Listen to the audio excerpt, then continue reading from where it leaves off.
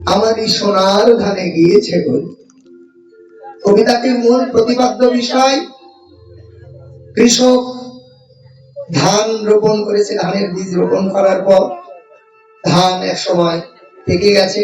ধান পাকলে তো আমরা কাটি, আষাঢ়ে ঢল মেরেছে, ঢল নেমে গেছে। ওই সময় কৃষক ধানগুলো ডুবে যাবে বলে খুব তড়িঘড়ি করে কাটছে। ধান কাটা যখন হয়ে গেছে, আকাশ থেকে অঝর ধারায় বৃষ্টি নামছে, এমন সময় মাঝি ওই নদী দিয়ে নৌকা নিয়ে চলে যাচ্ছে। কৃষক তীরে দাঁড়িয়ে বলছে, মাঝি ভাই, মাঝি ভাই, আমার একটা উপকার করবে ভাই। মাঝি কিনারে নৌকা ভিড়িয়ে বলছে, বলো কি উপকার? বলছে, দেখো আমার ধানগুলো আমি কেটে সব শেষ করেছি, যদি আমার এই ধানগুলো নদীর ওই পারে পার করে দিতে আমার বড় উপকার। মাঝি বলছে, ঠিক আছে, নৌকায় তোলো। ধানগুলো সব নৌকায় তুলেছে। নৌকায় যখন তোলা হয়ে গেছে, এবার কৃষক নৌকায় উঠতে লেগেছে। যখন নৌকায় উঠতে লেগেছে, মাঝি বলছে, আর উঠো না, তুমি আর নৌকায় উঠো না। বলছে, কেন? তুমি তোমার ধান নৌকায় তুলে নৌকা আমার ডুবু ডুবু, এবার যদি তুমি উঠো তাহলে নৌকাটা পুরোটাই ডুবে যাবে,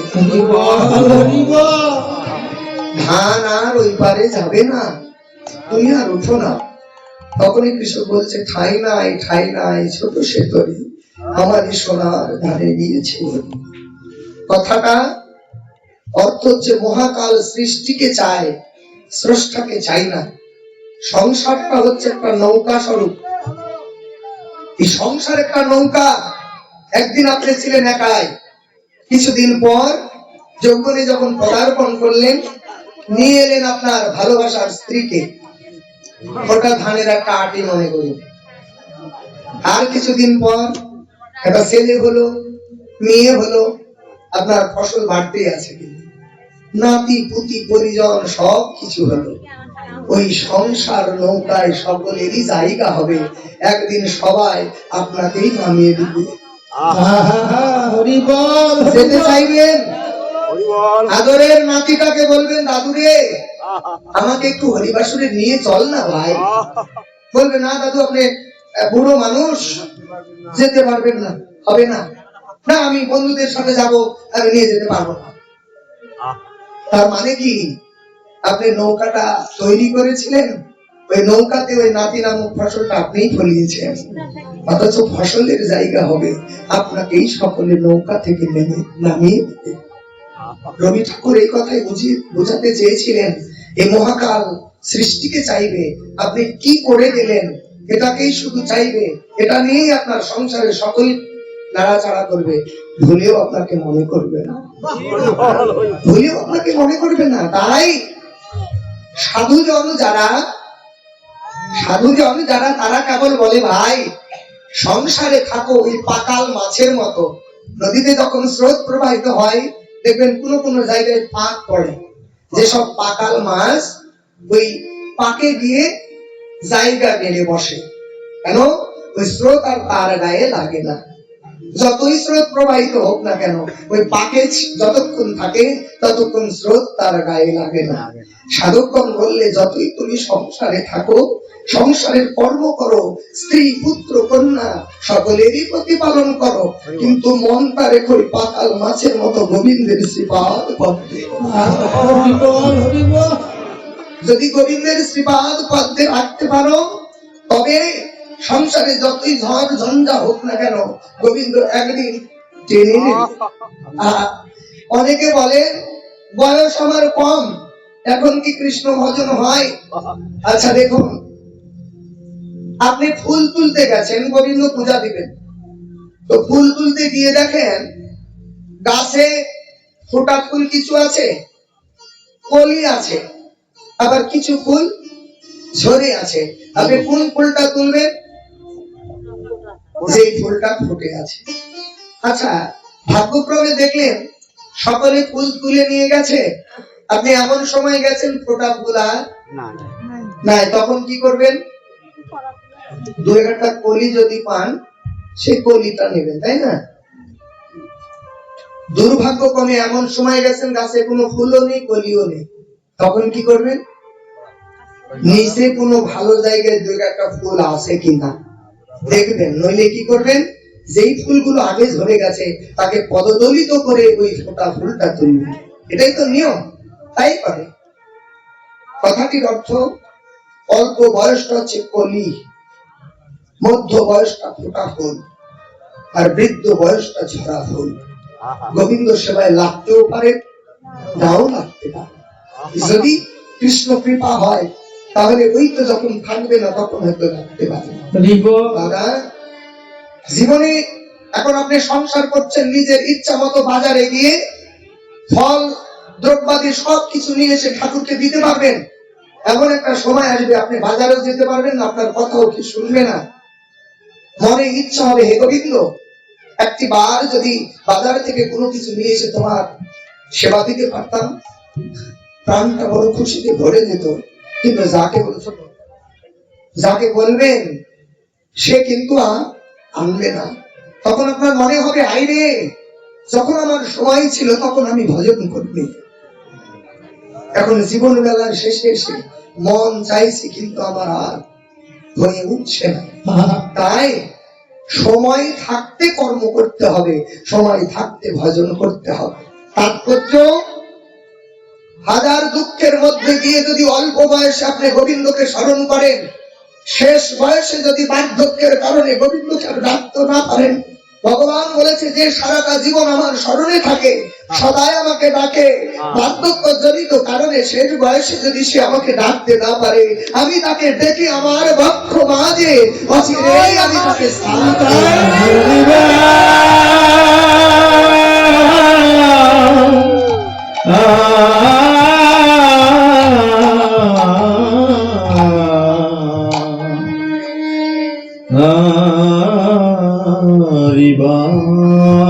ভজনটা আপনার নিজেকেই করতে হবে।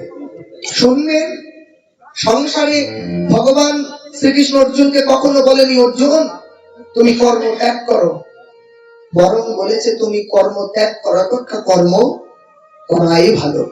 কিন্তু মদগত চিত্তে সর্বকর্মফল আমাকে অর্পণ করে তুমি কর্ম করো। যদি সর্বকর্মফল আমাকে অর্পণ করো, আমি তোমার সংসার রথ, আমি তোমার মনোরথ, আমি তোমার দেহরথ সব কিছু পরিচালিত করব, সব কিছু। আচ্ছা,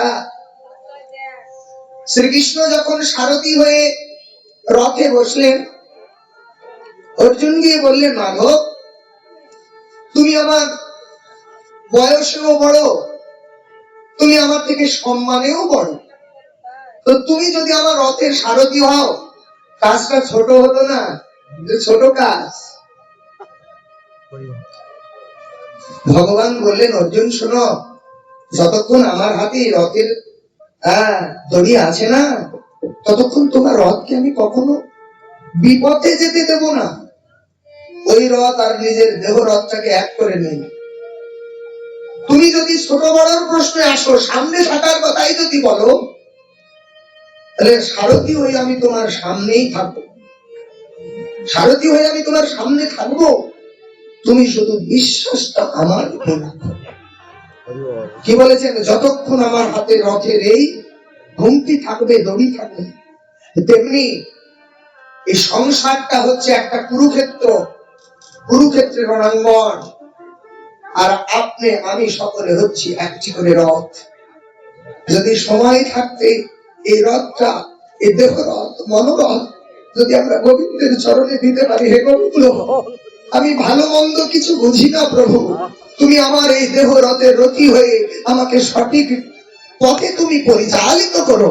ভগবান বললেন তার মনোরথ কখনো বিপথে পরিচালিত হতে পারে না, পারে না, পারে না, পারে না। কৃষ্ণ ভজন বিহীন যদি এই দেহটা জনম জনম হাজার হাজার জনম বেঁচে থাকে, সেটা হলো পাথর হয়ে বেঁচে থাকা।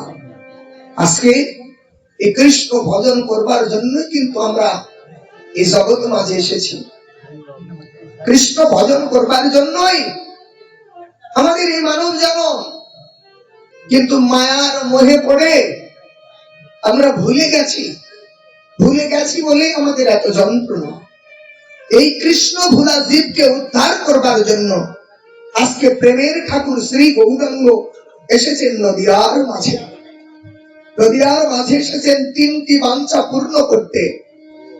একটা হলো কৃষ্ণ নামে জীব জগৎ উদ্ধার, আর একটা রায় প্রেমে ঋণ শোধ, আর আরেকটা হচ্ছে কৃষ্ণ বলে কাঁধার মাঝে, কৃষ্ণ বলে ভাবার মাঝে যে কি প্রেম আছে, কি রস আছে, তিনি নিজে কেঁদে সেই স্বাদ আস্বাদন করবেন বলে জগৎ মাঝে এসেছে। ভগবান ভাবলেন আমার এই নামে কি এমন আছে যে নাম স্মরণে, যেই নাম গ্রহণে ভক্ত গৃহ সংসার সব কিছু পরিত্যাগ করে বনে জঙ্গলে গিয়ে বাসা বাঁধে। কি আছে আমার নামে? আমি যদি ভগবান হয়ে থাকি তাহলে এই নাম সুধা রস আস্বাদন আমার হবে না। এই যে আমি ভগবান, এই অহংটা তিনি পরিত্যাগ করলেন। একে বলে ভগবত্ব। আমি ভগবান, এই ভগবত্বটা পরিত্যাগ করলেন। করে কি করলেন? এই ভক্ত ভাবাশ্রিত হয়ে জগৎ মাঝে এলেন। ডক্টর মহানন্দ ব্রহ্মচারী বললেন আশ্রয় আর অবলম্বন। যতক্ষণ মানুষের অবলম্বন থাকে ততক্ষণ মানুষ আশ্রয় গ্রহণ করে না বাবা। কথাটির উদাহরণ, আষাঢ় মাসের সময় কখন বৃষ্টি হয় কখন আবার রোদ দিয়ে না।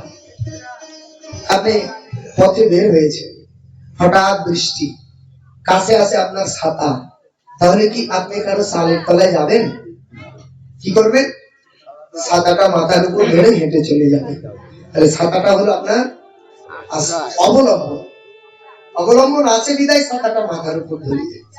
যদি ছাতাটা না থাকতো তাহলে কোনো না কোনো জায়গায় কারো আশ্রয়, যাতে ঘরের সালে আপনি আশ্রয় গ্রহণ করতেন।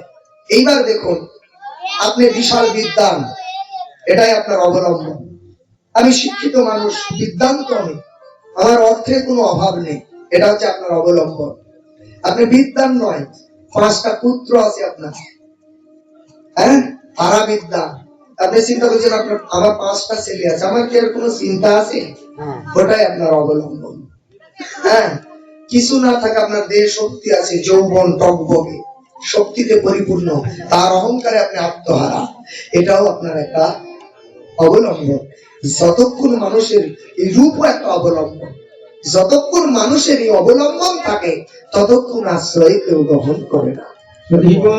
তাই ভগবান বললেন এই জড়ীয় জগতের সবকিছু অবলম্বন, সবকিছু পরিত্যাগ করে যে আমার চরণ আশ্রয় করে, আমি তাকে জনম জনম ধরে আমার চরণে আশ্রয় দিয়ে থাকি। জনম জনম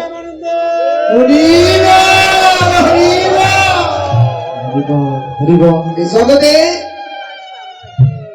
একটিও আমার আশ্রয় নয়, সব আবার অবলম্বন।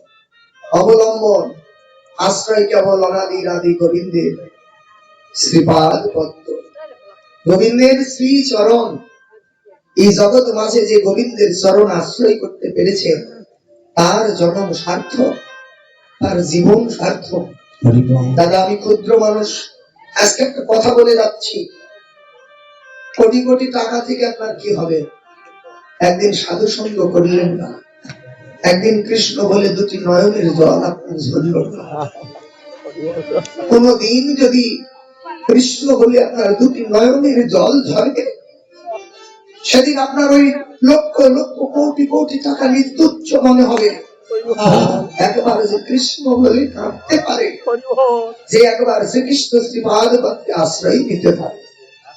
আজকে গৌরী আমার রাধা রানীর চরণে আশ্রয় নিয়ে এসেছেন জগৎ মাঝে। কেন রাধা রানীর চরণ আশ্রয় করলে? গোবিন্দ আমার রাধা রানীর কাছে গিয়ে বলছেন, রাধে জগৎ মাঝে তোমার ভাব কান্তি নিয়ে আমি নদীয়াতে উদয় হব, কিন্তু তুমি যদি আমায় কৃপা না করো তাহলে আমি কৃষ্ণ বলে কাঁদতে পারবো না। আমি কৃষ্ণ বলে কাঁদতে পারবো না। কেন? তুমি যেই ভাব নিয়ে কৃষ্ণ কৃষ্ণ বলে সদাই কাঁদো, সেই ভাবটা তুমি আমার হৃদয়ে দাও।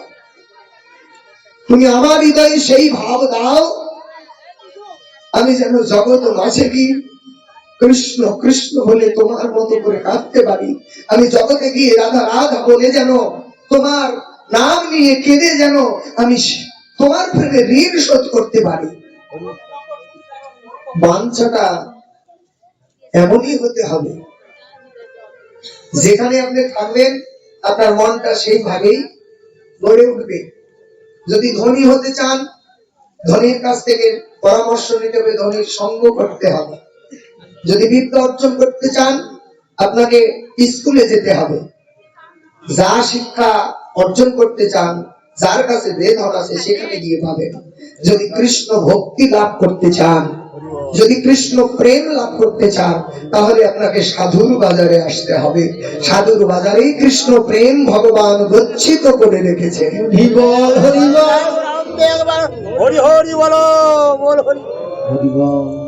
সাধুর সঙ্গ যদি না করেন, কৃষ্ণ প্রেম আপনি পাবেন না। একটা মৌমাছি প্রত্যেক দিন ওই সরোবরে যায় পদ্ম মধু পান করবার জন্য। এই মৌমাছি যেখানে মৌচাক আছে, তার নিচে আছে একটা পাউশ পালা। আপনাদের এলাকায় পাউশ পালা বলে না, গোবরের যে থাকে, গোবর যেখানে রাখা, এই পাউশ পালা একটা গোবর পোকা ওই সব সময় গোবর টোবর নিয়ে গোড়াগড়ি করে ওখানেই থাকে, আর মৌমাছি উড়ে উড়ে গিয়ে পদ্ম মধু পান করে আসে। ওই গোবর পোকার সাথে মৌমাছির বড় ভাব। প্রত্যেক দিন ওই মধু পান করতে যায়। গোবর পোকা একদিন বলছে, ভাই তুমি কোথায় যাও প্রত্যেক দিন? আচ্ছা দেখো, আমি পদ্ম মধু পান করতে যাই। গোবর পোকা আফসোস করে বলছে, ভাই রে, তোমারই জীবন, উড়ে উড়ে তুমি ফুলে ফুলে মধু পান করো। আমার যদি তোমার মতো এরকম ওড়ার ক্ষমতা থাকতো, তাহলে আমিও তোমার মতো গিয়ে মধু পান করতে পারতাম। গোবর পোকার এই কথা শুনে মৌমাছি, তার সাথে একটা বন্ধুত্ব হয়েছে, মৌমাছির মনে বড় ব্যথা পেয়েছে। তো বলছে, তুমি যাবে আমার সাথে? বলছে, তা কি সম্ভব? বলছে, হ্যাঁ, তুমি আমার পিঠের উপরে চড়ো, আমি তোমাকে উড়ে নিয়ে গিয়ে মধুপান করাবো। দেখুন সঙ্গ করলে কি হয়। এইবার ওই সরোবরে গিয়ে ওই পোকাটিকে একটা ফুলের মাঝখানে রেখে মৌমাছি ঘুরে ঘুরে বেড়াচ্ছে। বলছে, শোনো, তুমি এই ফুলের উপরে বসে মধুপান করো, আবার যাবার সময় তোমাকে এখান থেকে নিয়ে আমি চললাম। এবার যখন সন্ধ্যা আগত সময়, মৌমাছির আর ওই গোবর পোকার কথা মনে নাই, চলে গেছে ও মৌসাকে। এইদিকে পদ্ম ফুলের কিন্তু একটা বৈশিষ্ট্য আছে বাবা, সন্ধ্যা হলেই আস্তে আস্তে মুখ বুঝে যায়, বন্ধ হয়ে যায়। সন্ধ্যা যখন ঘনিয়ে গেছে, ওই পদ্ম ফুলের মুখটা বন্ধ হয়ে গেছে। মৌমাছির তখন মনে হচ্ছে, আহা, আমি তো আমার বন্ধুকে ওই ফুলে রেখে এসেছি। পৌঁছার সাথে সাথে ওখান থেকে ছুটে চলে এসেছে আবার সরোবরে। এসে দেখে প্রত্যেকটা ফুল বুঝে গেছে, যেই ফুলে রেখেছিল আর চিনতে পারছে। মৌমাছি ঘুরে ঘুরে ঘুরে মনটা খারাপ, আহারে, কত স্বাদ করে প্রলোভন দেখিয়ে মধু পান করতে নিয়ে আসলাম, না জানি বন্ধু আমার কোথায় পড়ে প্রাণটা তার চলে গেছে। এবার দেখুন, যখন ভিতরে বন্ধ হয়ে গেছে, ওই বদ্ধ জায়গায় পড়ে গোবর পোকা গোবিন্দকে স্মরণ করছে, হে গোবিন্দ, আমি ওই গোবরের মধ্যে ছিলাম, সেটাই তো বুঝি আমার মনে ভালো ছিল। আজ বুঝি আমার বাঁচবার কোনো পথ নেই। শুনেছি জীবনের শেষ সময়, শেষ বেলায় তোমার নাম ধরে ডাকলে তুমি নাকি জগৎ জীবকে রক্ষা করো। প্রভু, তুমি কৃপা করে আমাকে রক্ষা করো, তুমি কৃপা করে আমাকে বাঁচাও। গোবর পোকা ওর মধ্যে থেকে কাঁদছে। ভোর যখন হয়ে গেছে, এক ভক্ত গোবিন্দ সেবা দেবার জন্য ওই সরোবরে পুষ্প চয়ন করতে এসেছে। হ্যাঁ, যেই প্রথম পুষ্পটি চয়ন করেছে ওটার মধ্যেই ছিল এই বকুল পোকা। পুষ্প চয়ন করে নিয়ে এইবার সকালবেলা যখন পুজো দিয়েছে, হ্যাঁ, একটু বেলা হলে দেখবেন ফুলটা আবার আস্তে আস্তে তুলে ফেললেও দেখবেন ফুটে যায়। যখন চরণে দিয়েছে, ওই ফুলের ভিতর থেকে বের হয়ে দেখে গোবর পোকার সামনে অপরূপ এক ভগবানের মূর্তি। মনে মনে মৌমাছিকে বলেছিল, ভাই রে, তুমি যখন আমায় ফুলে রেখেছিলে, ভেবেছিলাম বন্ধুর কথা শুনে আজ আমার প্রাণ চলে যাবে, আমি যদি তোমার সঙ্গ না করতাম আজ গোবিন্দ চরণে স্থান হতো না রে। আজ গোবিন্দ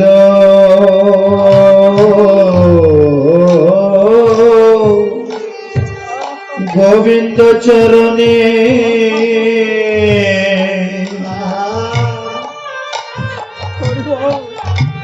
স্থান হতো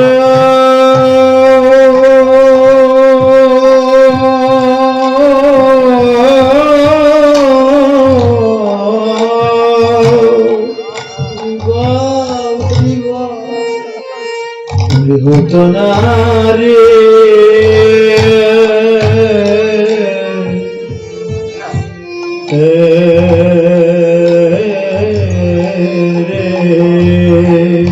তোমার সঙ্গ গুণে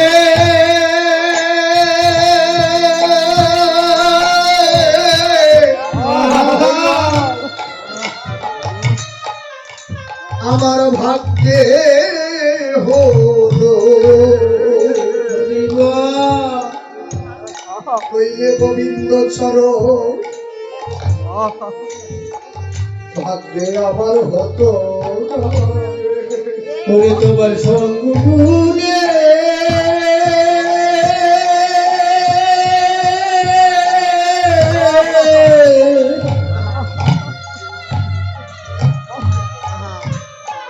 গোবিন্দ চরণ ভাগ্যে হলো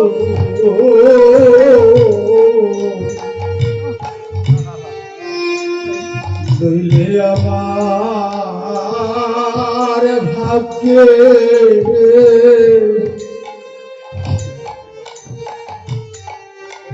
ওরে হতো না রে। তাই সদাই করো তোমরা সাধু সঙ্গ। তোমরা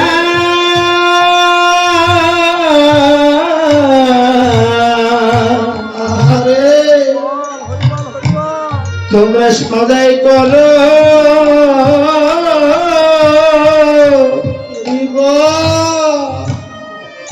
ওরে সাধু সঙ্গ।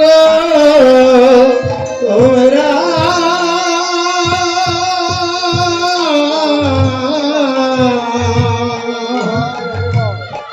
হরিবল তোমরা সদাই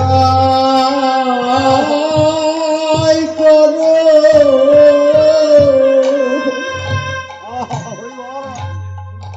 ওরে সাধু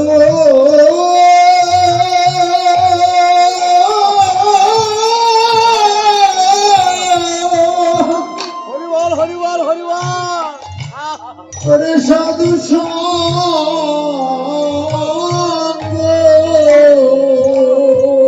সাধু সঙ্গ মনে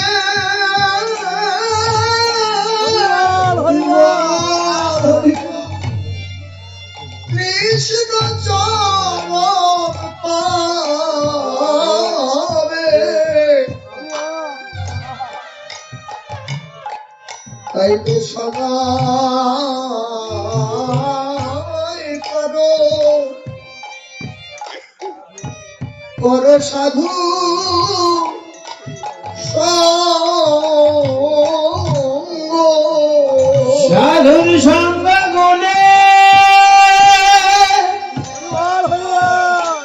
সাধুর সঙ্গ গুণে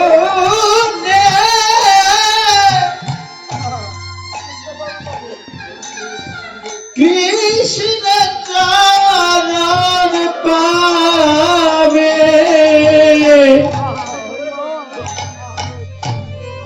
তোমরা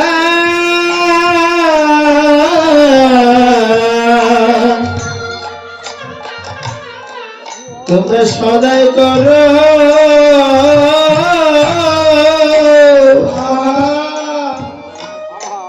ওরে সাধু সঙ্গ সাধু সঙ্গ গুণে কৃষ্ণ চরণ পাবে হইতে সদা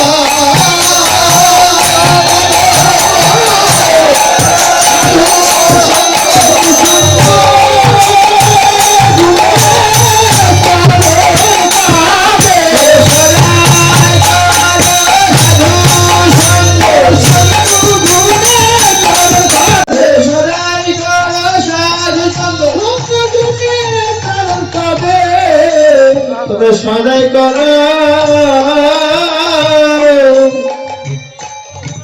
ওরে সাধু সঙ্গ ওরে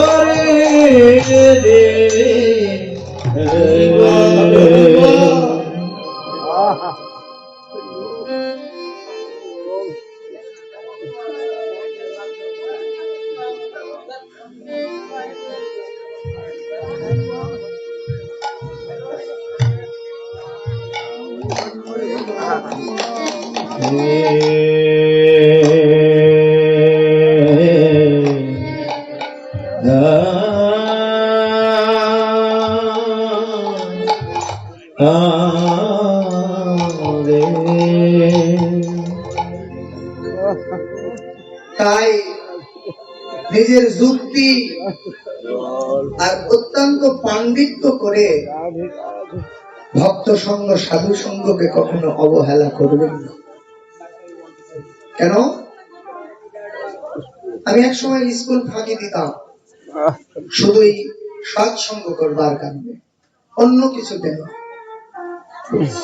আমার গ্রামের ছেলেদের অভিযোগ করতেছে, সারে আরে এই অল্প বয়সে ও যেভাবে সাধু সঙ্গ শুরু করেছে, মানে যেভাবে বৈরাগী বলা শুরু করেছে, না জানি পরীক্ষায় ফেল করে কিনা। সত্যি বলছি, সেই সময় থেকে যদি সাধু সঙ্গ না হতো, আজকে আপনাদের মতো পরম বৈষ্ণবের সঙ্গ আমার ভাগ্যে হতো, আমার ভাগ্যে ঢুকতো না। আজ নিজেকে বড়, আমি বাসায় অনেক সময় বলি, আসলে যদি ভক্ত সঙ্গ না করতাম, আমার জীবন সম্পর্কে কোনো কিছু আমার জানাই হতো না, বোঝাই হতো না, আমার জীবনের সার্থকতা কোথায় গেলে পাবো। ভালো লাগে, যারা মধু পান করেছেন কেবল তারাই বুঝতে পারবেন মধুর কি স্বাদ। জীবনটা বড় ক্ষণস্থায়ী, এই ক্ষণস্থায়ী জীবনে নিজেকে যদি গোবিন্দের চরণে নিবেদন করে দিতে পারে, এর সে আর বড় কিছু নয়। বাজারে যখন যাবেন দেখবেন একটা আপেলের দোকানে যদি আপেলটা পচা থাকে, কোন জায়গায় দাগ থাকে, আপনি কিনতে গেলে কিন্তু ওটা আর নেবেন না। কোনটা নেবেন? ভালোটা নেবেন। গোবিন্দ সেবার জন্য যা নেবেন সেটা ভালোটা নেবেন, কারণ আপনি জানেন ওই পচা ফল গোবিন্দকে নিবেদন করা যায় না। এই দেহটাও যখন ভালো আছে, এই ভালো অবস্থায় নিজেকে গোবিন্দের চরণে নিবেদন করে দেন। যখন জরাই শরীর জরাজীর্ণ হয়ে যাবে, মন শুধু রোগে শোকে ভুগবে, তখন গোবিন্দের চরণে আর নিবেদন করবার মন মানসিকতা থাকবে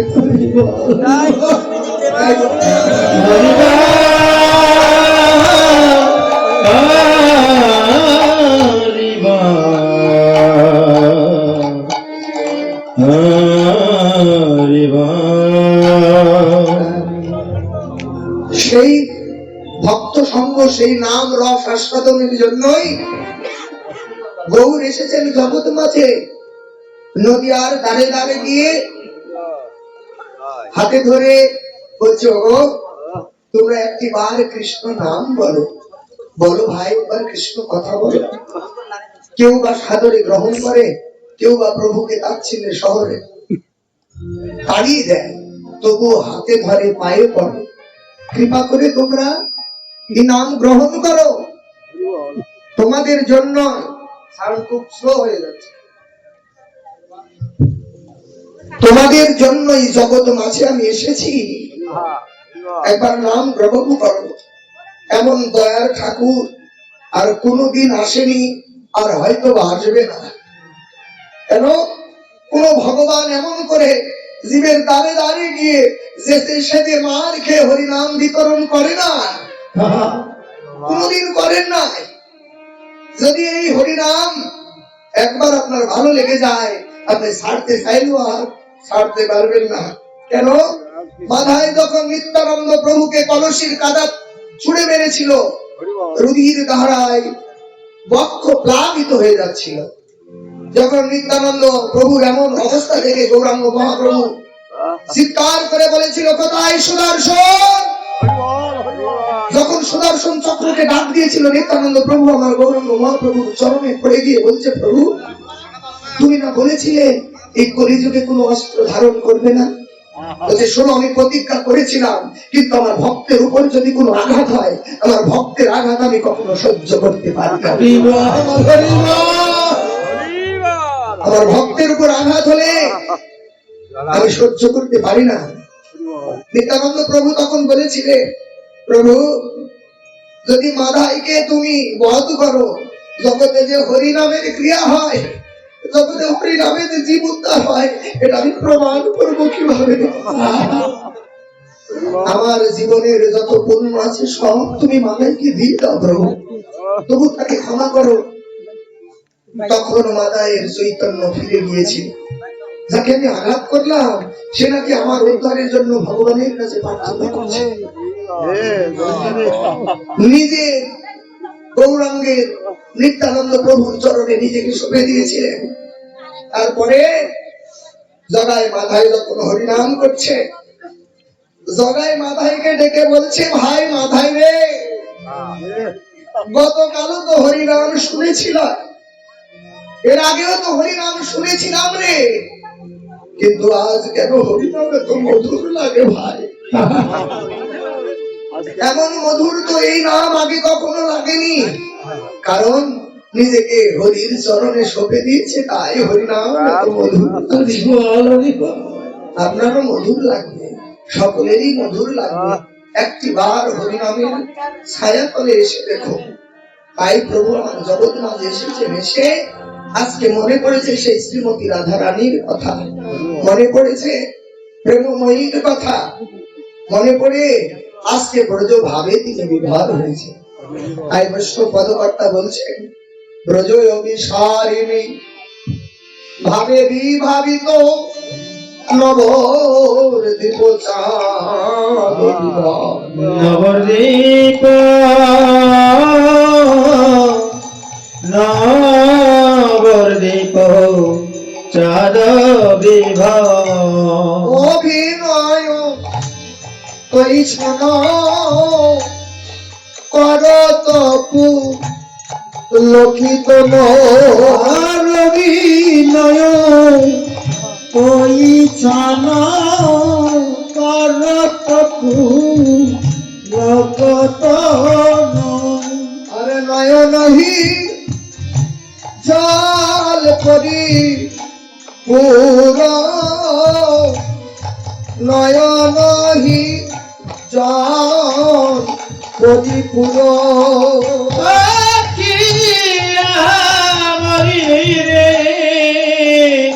কিবা নয়নাহি জলে পরি পুর।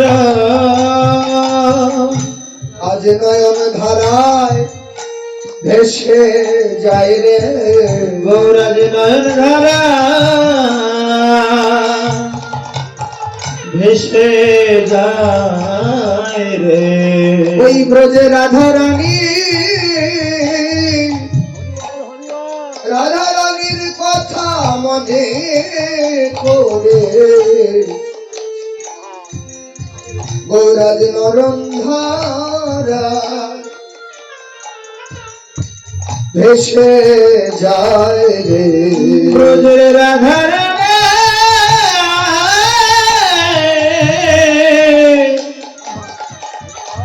রাধার কথা মনে পড়ে গৌরাজ নয়ন ধারা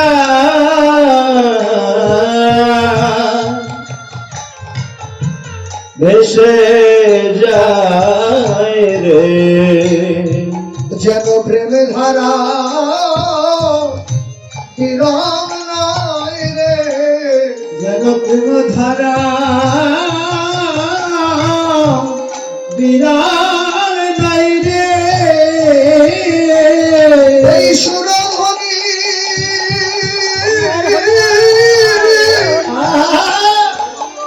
ধ্বনির ধারার মতো যেন প্রেম ধারা ধারার বিরাম নাই রে ওই সুরধ্বনি ওরে সুরধ্বনি ওরে ধারার মতো গৌরাজ ধারায় ধারায়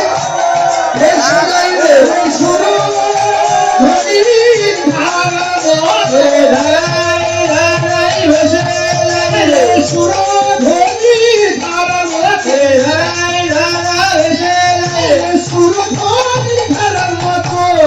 গৌরাজ নয়ন ধারা ওই ভেসে যায় রে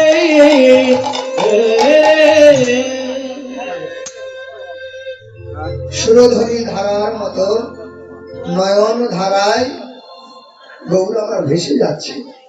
নদীয়ার নাগরিকগণ গৌর সুন্দরকে দর্শন করে একে অপরকে বলা বলি করছে। এমন ভাবের মানুষ, এমন গুণের মানুষ জগতে এর আগে কখনো দেখি না। একে অপরকে ডেকে ডেকে বলেছে, নাগরী রে, গৌর সুন্দরকে দেখে আমার মনে হয় যেন প্রেম সিন্ধু আজ নদীর মাঝে উদয় হয়েছে। বাবা, ছোট ছোট যে ডোবা নালা, ছোট ছোট চৌবাচ্চায় দেখবেন জল আবদ্ধ হয়ে থাকে। সেখানে জল অনেক সময় পৌঁছে গিয়ে দুর্গন্ধ ছড়ায়, তাই না? দেখুন, এই জলগুলো যতক্ষণ জলাশয় থেকে বের করে না দেওয়া হয় ওই দুর্গন্ধ ছড়াতেই থাকে। কিন্তু বন্যা যদি একবার সব কিছু ভেসে যায় তখন কি হয়?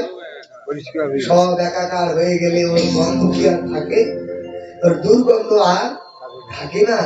তাই নদীয়ার নাগরিকগণ আমার গৌর সুন্দরকে দর্শন করে একে অপরকে বলছে, আমার গৌর সুন্দরকে দর্শন করলে মনে হয় যেন প্রেমের সিন্ধু, সিন্ধু মানে সাগর, প্রেমের সাগর আজ নদীয়ার মাঝে উদয় হয়েছে। তাই সকলকে হরি নাম ও প্রেম বন্যায় আমার মতো অধম ছোট ছোট ডোবা নালা চৌবাচ্চা হিংসা নিন্দায় যাদের হৃদয় পরিপূর্ণ, সকলকে হরি নাম ও প্রেমের বন্যায়।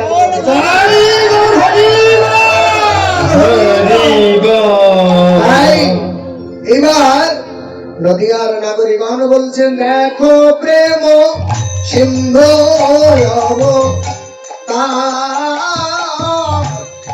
দেখো প্রেম সিন্ধু অবতার, আর দেখো প্রেম সিন্ধু অবতার